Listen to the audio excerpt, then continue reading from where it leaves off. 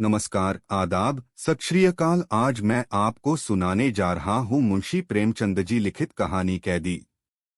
14 साल तक निरंतर मानसिक वेदना और शारीरिक यातना भोगने के बाद आइवन ओखोटस्क जेल से निकला, पर उस पक्षी की भांति नहीं जो शिकारी के पिंजरे से पंखहीन होकर निकला हो, बल्कि उस सिंह की भांति जिसे कटघरे की दीवारों ने और भी भयंकर तथा और भी रक्तलोलुप बना दिया हो। उसके अंतस्तल में एक द्रव ज्वाला उमड़ रही थी, जिसने अपने ताप से उसके बलिष्ठ शरीर, सुडौल अंग प्रत्यंग और लहराती हुई अभिलाषाओं को झुलस डाला था, और आज उसके अस्तित्व का एक एक अणु एक एक चिंगारी बना हुआ था, क्षुधित, चंचल और विद्रोहमय। जेलर ने उसे तौला। प्रवेश के समय 2 मन 30 सेर था, आज केवल 1 मन 5 सेर। जेलर ने सहानुभूति दिखाकर कहा, तुम बहुत दुर्बल हो गए हो आइवन। अगर जरा भी कृपथ्य हुआ तो बुरा होगा।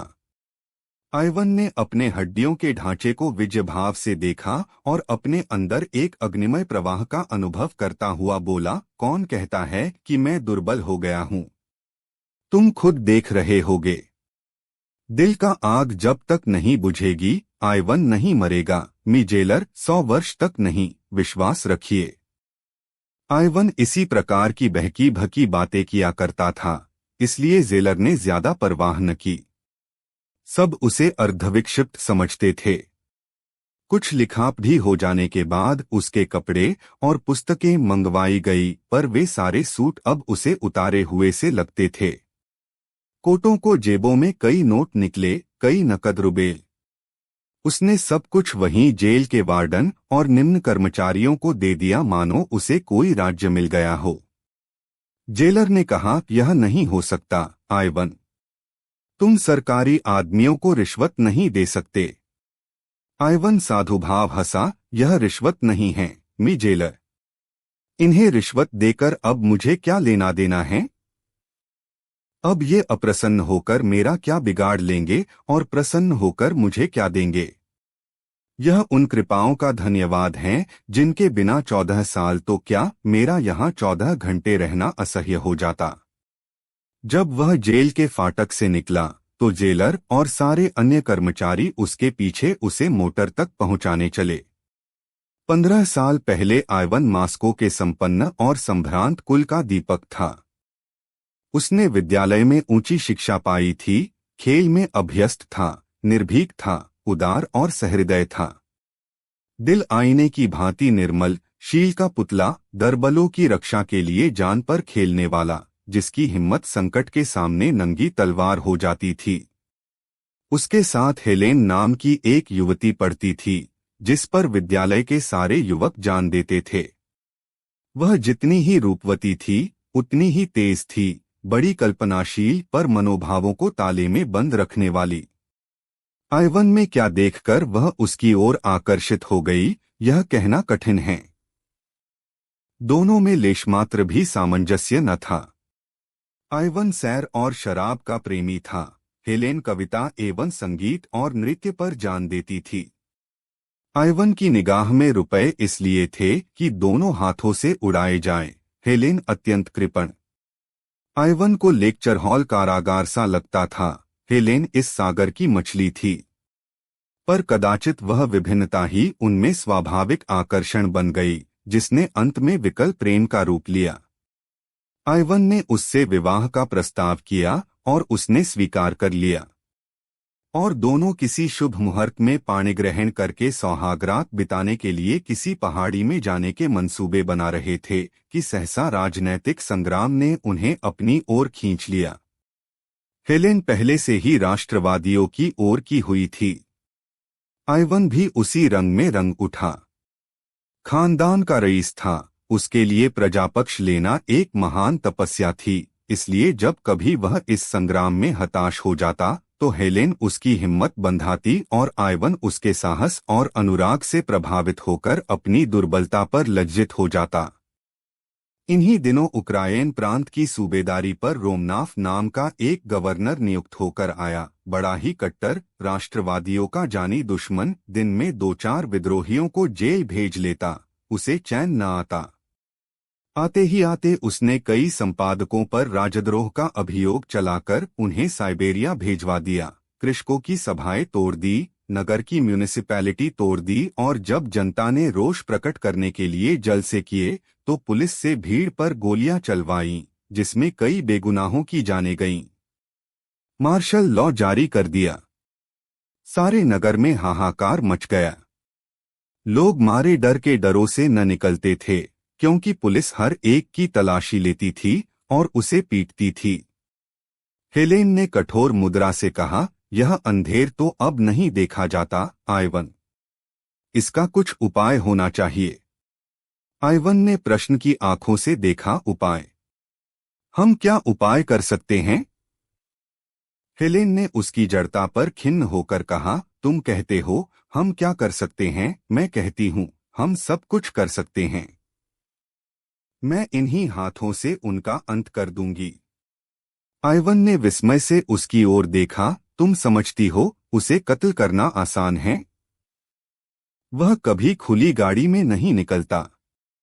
उसके आगे पीछे सशस्त्र सवारों का एक दल हमेशा रहता है। रेलगाड़ी में भी वह रिजर्व डब्बों में सफर करता है। मुझे तो असंभव सा लगता है, हेलेन, बिल्कुल असंभव। हेलेन कई मिनट तक चाय बनाती रही। फिर 2 प्याले मेज पर रखकर उसने प्याला मुंह से लगाया और धीरे धीरे पीने लगी। किसी विचार में तन्मय हो रही थी। सहसा उसने प्याला मेज पर रख दिया और बड़ी बड़ी आंखों में तेज भरकर बोली, यह सब होते हुए भी मैं उसे कत्ल कर सकती हूँ, आइवन। आदमी एक बार अपनी जान पर खेलकर सब कुछ कर सकता है। जानते हो मैं क्या करूंगी? मैं उससे राहोरस्म पैदा करूंगी, उसका विश्वास प्राप्त करूंगी, उसे इस भ्रांति में डालूंगी कि मुझे उससे प्रेम है। मनुष्य कितना ही हृदयहीन हो, उसके हृदय के किसी न किसी कोने में पराग की भांति रस छिपा ही रहता है। मैं तो समझती हूँ कि रोमनाथ की यह दमन नीति उसकी अवरुद्ध अभिलाषा की गांठ है और कुछ नहीं। किसी मायावनी के प्रेम में असफल होकर उसके हृदय का रसस्रोत सूख गया है। वहां रस का संचार करना होगा और किसी युवती का एक मध शब्द, एक सरल मुस्कान भी जादू का काम करेगी। ऐसों को तो वह चुटकियों में अपने पैरों पर गिरा सकती हैं। तुम जैसे सैलानियों को रिझाना इससे कहीं कठिन है। अगर तुम यह स्वीकार करते हो कि मैं रूपहीन नहीं हूं, तो मैं तुम्हें विश्वास दिलाती हूं कि मेरा कार्य सफल होगा। बतलाओ मैं रूपवती हूं या नहीं? उसने तिरछी आंखों से आइवन को देखा। आइवन इस भावविलास पर मुग्ध होकर बोला, तुम यह मुझसे पूछती हो, हेलेन? मैं तो संसार की। हेलेन ने उसकी बात काट कर कहा, अगर तुम ऐसा समझते हो तो तुम मूर्ख हो, आइवन। इसी नगर में नहीं, हमारे विद्यालय में ही मुझसे कहीं रूपवती बालिकाएं मौजूद हैं। हाँ, तुम इतना कह सकते हो कि तुम कुरूपा नहीं हो। क्या तुम समझते हो मैं तुम्हें संसार का सबसे रूपवान युवक समझती हूँ? कभी नहीं। मैं ऐसे एक नहीं 100 नाम गिना सकती हूँ जो चेहरे मोहरे में तुमसे बढ़कर हैं, मगर तुम में कोई ऐसी वस्तु है जो तुम ही में है और वह मुझे और कहीं नजर नहीं आती। तो मेरा कार्यक्रम सुनो। 1 महीने तो मुझे उससे मेल करते लगेगा। फिर वह मेरे साथ सैर करने निकलेगा और तब एक दिन हम और वह दोनों रात को पार्क में जाएंगे और तालाब के किनारे बेंच पर बैठेंगे। तुम उसी वक्त रिवाल्वर लिए आ जाओगे और वहीं पृथ्वी उसके बोझ से हल्की हो जाएगी।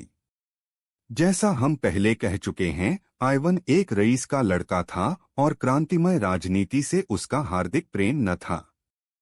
हेलेन के प्रभाव से कुछ मानसिक सहानुभूति अवश्य पैदा हो गई थी और मानसिक सहानुभूति प्राणी को संकट में नहीं डालती। उसने प्रकट रूप से तो कोई आपत्ति नहीं की, लेकिन कुछ संदिग्ध भाव से बोला, यह तो सोचो हेलेन, इस तरह की हत्या कोई मानुषीय कृति है। हेलेन ने तीखेपन से कहा, जो दूसरों के साथ मानुषीय व्यवहार नहीं करता, उसके साथ हम क्यों मानुषीय व्यवहार करें? क्या यह सूर्य की भांति प्रकट नहीं है कि आज सैकड़ों परिवार इस राक्षस के हाथों से तबाह हो रहे हैं? कौन जानता है इसके हाथ कितने बेगुनाहों के खून से रंगे हुए हैं? ऐसे व्यक्ति के साथ किसी तरह रियायत करना संगत है। तुम न जाने क्यों इतने ठंडे हो। मैं तो उसके दुष्टाचरण को देखती हूँ तो मेरा रक्त खौलने लगता है। मैं सच कहती हूँ, जिस वक्त उसकी सवारी निकलती है, मेरी बोटी बोटी हिंसा के आवेग से कांपने लगती हैं। अगर मेरे सामने कोई उसकी खाल भी खींच ले तो मुझे दया न आए। अगर तुम में इतना साहस नहीं है तो कोई हरज नहीं, मैं खुद सब कुछ कर लूंगी। हाँ, देख लेना मैं कैसे उस कुत्ते को जहन्नुम पहुंचाती हूँ। हेलेन का मुखमंडल हिंसा के आवेश से लाल हो गया। आइवन ने लज्जित होकर कहा, नहीं नहीं, यह बात नहीं है।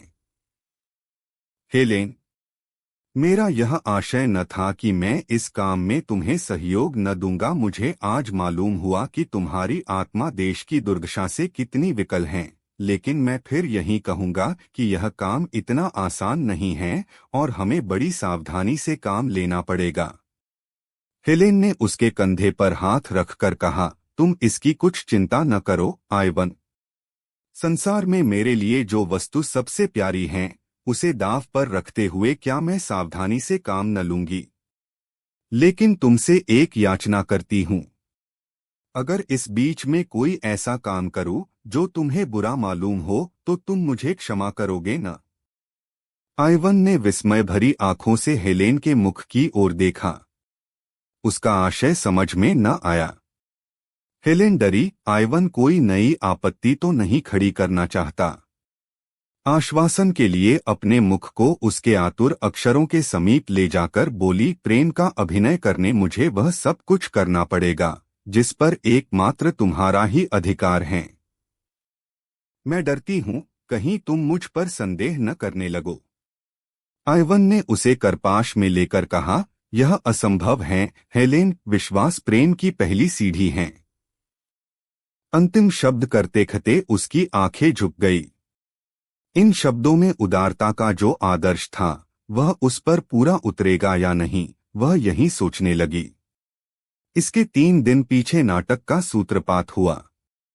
हेलेन अपने ऊपर पुलिस के निराधार संदेह की फरियाद लेकर रोमनाफ से मिली और उसे विश्वास दिलाया कि पुलिस के अधिकारी उससे केवल इसलिए असंतुष्ट है कि वह उनके कलुषित प्रस्तावों को ठुकरा रही हैं। यह सत्य है कि विद्यालय में उसकी संगति कुछ उग्र युवकों से ही गई थी, पर विद्यालय से निकलने के बाद उसका उनसे कोई संबंध नहीं है। रोमनाफ जितना चतुर था, उससे कहीं चतुर अपने को समझता था।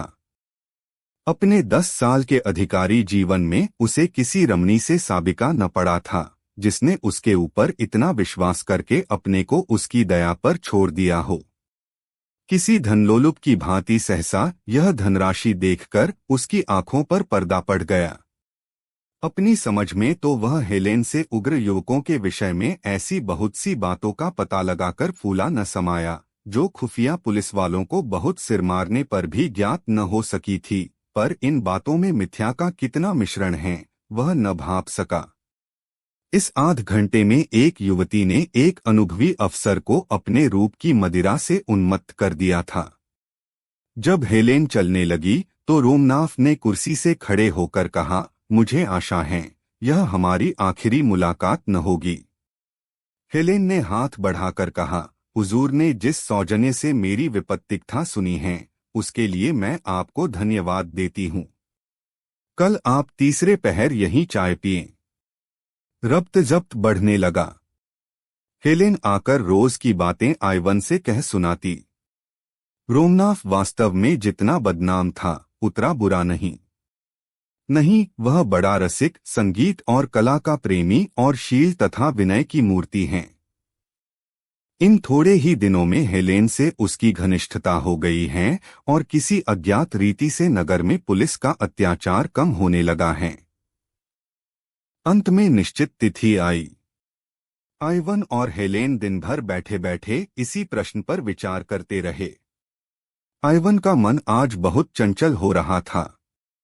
कभी अकारण ही हंसने लगता, कभी अनायास ही रो पड़ता। शंका, प्रतीक्षा और किसी अज्ञात चिंता ने उसके मनोसागर को इतना अशांत कर दिया था कि उसमें भावों को नौकाएं डगमगा रही थीं, न मार्ग का पता था न दिशा का। हेलेन भी आज बहुत चिंतित और गंभीर थी। आज के लिए उसने पहले ही से सजीले वस्त्र बनवा रखे थे। रूप को अलंकृत करने के न जाने किन किन विधानों का प्रयोग कर रही थी, पर इसमें किसी योद्धा का उत्साह नहीं, कायर का कंपन था।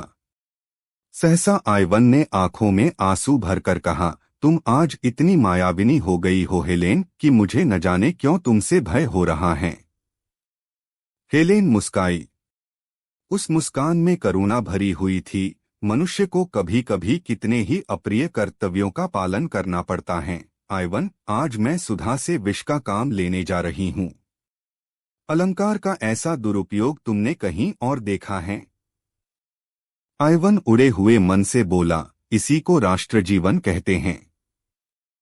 यह राष्ट्र जीवन है, यह नरक है।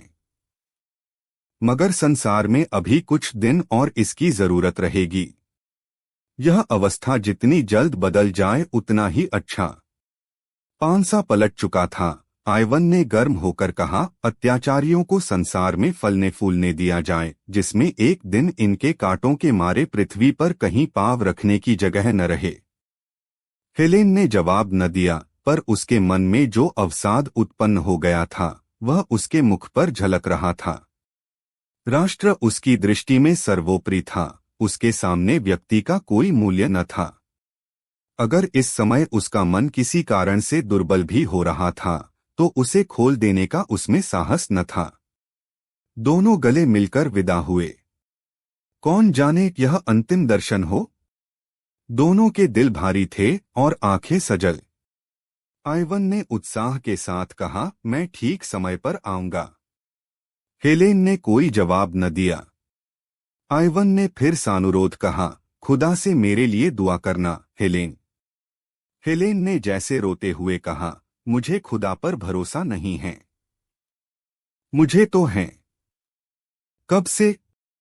जब से मौत मेरी आंखों के सामने खड़ी हो गई।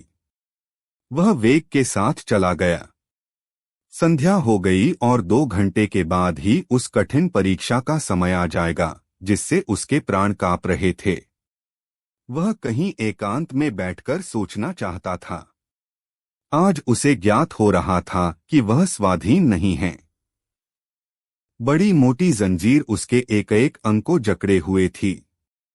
इन्हें वह कैसे तोड़े? 10 बज गए थे। हेलेन और रोमनाफ पार्क के एक कुंज में बैठे हुए थे। तेज बर्फीली हवा चल रही थी। चांद किसी क्षीण आशा की भांति बादलों में छिपा हुआ था। हेलेन ने इधर उधर सशंक नेत्रों से देखकर कहा, अब तो देर हो गई, यहां से चलना चाहिए। रोमनाफ ने बेंच पर पांव फैलाते हुए कहा, अभी तो ऐसी देर नहीं हुई है हेलेन। कह नहीं सकता जीवन के यह क्षण स्वप्न है या सत्य, लेकिन सत्य भी हैं तो स्वप्न से अधिक मधुर और स्वप्न भी हैं तो सत्य से अधिक उज्ज्वल। हेलेन बेचैन होकर उठी और रोमनाफ का हाथ पकड़कर बोली, मेरा जी आज कुछ चंचल हो रहा है। सिर में चक्कर आ रहा है। चलो मुझे मेरे घर पहुंचा दो। रोमनाफ ने उसका हाथ पकड़कर अपनी बगल में बैठाते हुए कहा, लेकिन मैंने मोटर तो 11 बजे बुलाई है। हेलेन के मुंह से चीख निकल गई, 11 बजे? हाँ, अब 11 बजा चाहते हैं। आओ तब तक और कुछ बातें हों। रात तो काली बलासी मालूम होती हैं। जितनी ही देर उसे दूर रख सकूं उतना ही अच्छा। मैं तो समझता हूं उस दिन तुम मेरे सौभाग्य की देवी बनकर आई थी हेलेन, नहीं तो अब तक मैंने न जाने क्या क्या अत्याचार किए होते। उस उदार नीति ने वातावरण में जो शुभ परिवर्तन कर दिया उस पर मुझे स्वयं आश्चर्य हो रहा है।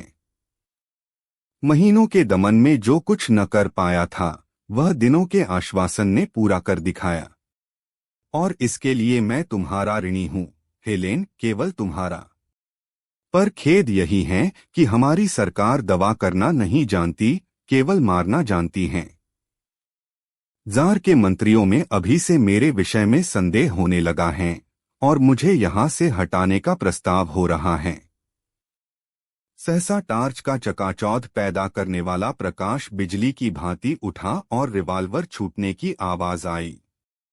उसी वक्त रोमनाफ ने उछलकर आइवन को पकड़ लिया और चिल्लाया, पकड़ो पकड़ो, खून हेलेन, तुम यहां से भागो। पार्क में कई संतरी थे, चारों ओर से दौड़ पड़े।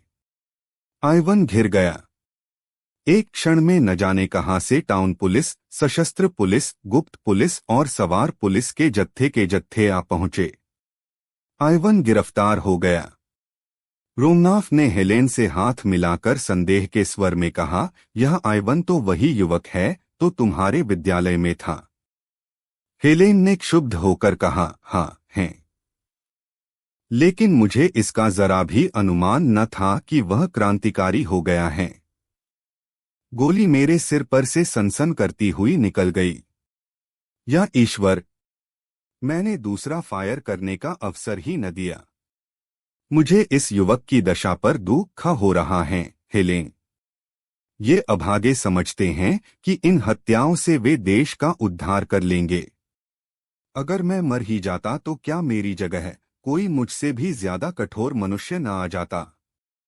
लेकिन मुझे जरा भी क्रोध, दुख या भय नहीं है। हेलेन, तुम बिल्कुल चिंता न करना। चलो मैं तुम्हें पहुंचा दूं। रास्ते भर रोमनाफ इस आघात से बच जाने पर अपने को बधाई और ईश्वर को धन्यवाद देता रहा और हेलेन विचारों में मग्न बैठी रही। दूसरे दिन मजिस्ट्रेट के इल्जास में अभियोग चला और हेलेन सरकारी गवाह थी। आइवन को मालूम हुआ कि दुनिया अंधेरी हो गई है और वह उसकी अथाह गहराई में घंसता चला जा रहा है। 14 साल के बाद आइवन रेलगाड़ी से उतरकर हेलेन के पास जा रहा है। उसे घर वालों की सुध नहीं है। माता और पिता उसके वियोग में मरणासन्न हो रहे हैं, इसकी उसे परवाह नहीं है। वह अपने 14 साल के पाले हुए हिंसा भाव से उन्मत्त हेलेन के पास जा रहा है, पर उसकी हिंसा में रक्त की प्यास नहीं है, केवल गहरी दाहक दुर्भावना है। इस 14 सालों में उसने जो यातनाएं झेली हैं, उनके 2-4 वाक्यों में मानो सत्य निकालकर विष के समान हेलेन की धमनियों में भरकर उसे तड़पते हुए देखकर वह अपनी आंखों को तृप्त करना चाहता है। और वह वाक्य क्या है? हेलेन, तुमने मेरे साथ जो दगा की है वह शायद त्रियाचरित के इतिहास में भी अद्वितीय है। मैंने अपना सर्वस्व तुम्हारे चरणों पर अर्पण कर दिया। मैं केवल तुम्हारे इशारों का गुलाम था। तुमने ही मुझे रोमनाफ की हत्या के लिए प्रेरित किया और तुमने ही मेरे विरुद्ध साक्षी दी, केवल अपनी कुटिल कामलिप्सा को पूरा करने के लिए। मेरे विरुद्ध कोई दूसरा प्रणाम न था। रोमनाफ और उसकी सादी पुलिस भी झूठी शहादतों से मुझे परास्त न कर सकती थी, मगर तुमने केवल अपनी वासना को तृप्त करने के लिए, केवल रोमनाफ के विषाक्त आलिंगन का आनंद उठाने के लिए मेरे साथ यह विश्वासघात किया। पर आंखें खोलकर देखो कि वही आइवन जिसे तुमने पैर के नीचे कुचला था, आज तुम्हारी उन सारी मक्कारियों का पर्दा खोलने के लिए तुम्हारे सामने खड़ा है। तुमने राष्ट्र की सेवा का बीड़ा उठाया था। तुम अपने को राष्ट्र की वेदी पर होम कर देना चाहती थी, किंतु कुत्सित कामनाओं के पहले ही प्रलोभन में तुम अपने सारे बहुरूप को तिलांजलि देकर भोगलालसा की गुलामी करने पर उतर गईं। अधिकार और समृद्धि के पहले ही टुकड़े पर तुम दुम हिलाती हुई टूट पड़ी। धिक्कार है तुम्हारी इस भोगलिप्सा को, तुम्हारे इस कुत्सित जीवन को। संध्याकाल था। पश्चिम के क्षितिज पर दिन का चिता जलकर ठंडी हो रही थी और रोमनाफ के विशाल भवन में हेलेन की अर्थी को ले चलने की तैयारियां हो रही थी। नगर के नेता जमा थे और रोमनाफ अपने शोक कंपित हाथों से अर्थी को पुष्पहार से सजा रहा था एवं उन्हें अपने आत्मजल से शीतल कर रहा था। उसी वक्त आइवन उन्मत्त वेश में, दुर्बल, झुका हुआ, सिर के बाल बढ़ाए कंकाल सा आकर खड़ा हो गया। किसी ने उसकी ओर ध्यान न दिया। समझे, कोई भिक्षुक होगा जो ऐसे अवसरों पर दान के लोभ पर आ जाया करते हैं। जब नगर के बिशप ने अंतिम संस्कार समाप्त किया और मरियम की बेटियां नए जीवन के स्वागत का गीत गा चुकीं, तो आइवन ने अर्थी के पास जाकर आवेश से कांपते हुए स्वर में कहा, यह वह दुष्टा है जिसे सारी दुनिया के पवित्र आत्माओं की शुभ कामनाएं भी नरक की यातना से नहीं बचा सकती। वह इस योग्य थी कि उसकी लाश। कई आदमियों ने दौड़कर उसे पकड़ लिया और धक्के देते हुए फाटक की ओर ले चले। उसी वक्त रोमनाफ ने आकर उसके कंधे पर हाथ रख दिया और उसे अलग ले जाकर पूछा, दोस्त, क्या तुम्हारा नाम क्लॉडियस आइवन है? हाँ, तुम वही हो, मुझे तुम्हारी सूरत याद आ गई। मुझे सब कुछ मालूम है, रत्ती रत्ती मालूम है। हेलेन ने मुझसे कोई बात नहीं छिपाई। अब वह इस संसार में नहीं है। मैं झूठ बोलकर उसकी कोई सेवा नहीं कर सकता। तुम उस पर कठोर शब्दों का प्रहार करो या कठोर आघातों का, वह समान रूप से शांत रहेगी, लेकिन अंत समय तक वह तुम्हारी याद करती रही। उस प्रसंग की स्मृति उसे सदैव रुलाती रहती थी। उसके जीवन की यह सबसे बड़ी कामना थी कि वह तुम्हारे सामने घुटने टेक कर क्षमा की याचना करे। मरते मरते उसने यह वसीयत की कि जिस तरह भी हो सके उसकी यह विनय तुम तक पहुंचाऊं कि वह तुम्हारी अपराधिनी है और तुमसे क्षमा चाहती हैं। क्या तुम समझते हो, जब वह तुम्हारे सामने आंखों में आंसू भरे आती तो तुम्हारे हृदय पत्थर होने पर भी न पिघल जाता? क्या इस समय भी तुम्हें दीन याचना की प्रतिमा सी खड़ी नहीं दिखती? चलकर उसका मुस्कराता हुआ चेहरा देखो। मोशियो आइलन, तुम्हारा मन अब भी उसका चुंबन लेने के लिए विकल हो जाएगा। मुझे जरा भी ईर्ष्या न होगी। उस फूलों की सेज पर लेटी हुई वह ऐसी लग रही हैं मानो फूलों की रानी हो। जीवन में उसकी एक ही अभिलाषा अपूर्ण रह गई, आइवन, वह तुम्हारी क्षमा है। प्रेमी हृदय बड़ा उदार होता है, आइवन, वह क्षमा और दया का सागर होता है। ईर्ष्या और दंभ के गंदे नाले उसमें मिलकर उतने ही विशाल और पवित्र हो जाते हैं। जिसे एक बार तुमने प्यार किया, उसकी अंतिम अभिलाषा की तुम उपेक्षा नहीं कर सकते। उसने आइवन का हाथ पकड़ा और सैकड़ों कुतूहलपूर्ण नेत्रों के सामने उसे लिए हुए अर्थी के पास आया और ताबूत का ऊपरी तख्ता हटाकर हेलेन का शांत मुखमंडल उसे दिखा दिया। उस निस्पंद, निश्चेष्ट, निर्विकार छवि को मृत्यु ने एक दैवी गरिमासी प्रदान कर दी थी, मानो स्वर्ग की सारी विभूतियां उसका स्वागत कर रही हैं। आइवन की कुटिल आंखों में एक दिव्य ज्योतिषी चमक उठी और वह अपने हृदय के सारे अनुराग और उल्लास को पुष्पों में गूंथकर उसके गले में डाला था। उसे जान पड़ा, यह सब कुछ जो उसके सामने हो रहा है स्वप्न है, और एकाएक उसकी आंखें खुल गई हैं और वह उसी भांति हेलेन को अपनी छाती से लगाए हुए हैं। उस आत्मानंद के एक क्षण के लिए क्या वह फिर 14 साल का कारावास झेलने के लिए तैयार हो जाएगा? क्या अब भी उसके जीवन की सबसे सुखद घड़ियां वही न थी जो हेलेन के साथ गुजरी थी, और क्या उन घड़ियों के अनुपम आनंद को वह इन 14 सालों में भी भूल सका था? उसने ताबूत के पास बैठकर श्रद्धा से कांपते हुए कंठ से प्रार्थना की, ईश्वर, तू मेरे प्राणों से प्रिय हेलेन को अपनी क्षमा के दामन में ले। और जब वह ताबूत को कंधे पर लिए चला तो उसकी आत्मा लज्जित थी अपनी संकीर्णता पर, अपनी उद्विग्नता पर, अपनी नीचता पर, और जब ताबूत कब्र में रख दिया तो वह वहां बैठकर न जाने कब तक रोता रहा। दूसरे दिन रोमनाफ जब फातिहा पढ़ने आया तो देखा आइवन सिजदे में सिर झुकाए हुए हैं और उसकी आत्मा स्वर्ग को प्रयाण कर चुकी है। यदि आपको कहानी पसंद आई हो तो कमेंट जरूर कीजिए और चैनल को सब्सक्राइब करना ना भूलिए। और भी इसी तरह की कहानियां सुनने के लिए घंटे का बटन दबाइए।